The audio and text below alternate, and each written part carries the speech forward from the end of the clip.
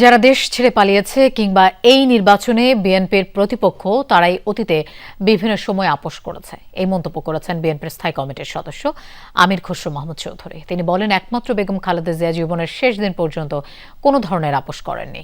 দুপুরে জাতীয় প্রেস ক্লাবে খালেদা জিয়ার স্মরণে দোয়া মাহফিল ও শোক সভার আয়োজন করে জিয়া পরিষদ।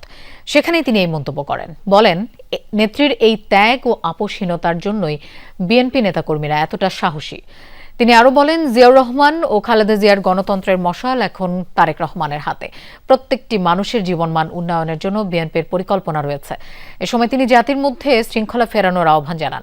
একই অনুষ্ঠানে বিএনপি চেয়ারপারসনের উপদেষ্টা মোয়াজ্জেম হোসেন আলাল বলেন, নির্বাচনের সময় শান্তিপূর্ণ পরিবেশ বজায় রাখতে সবার সজাগ ও সতর্ক থাকতে হবে।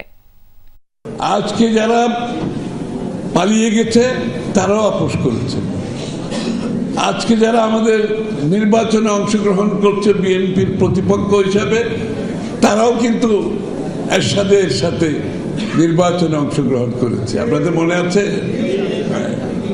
একমাত্র বেগম খালেদা জিয়া এবং বিএনপি অংশগ্রহণ করে।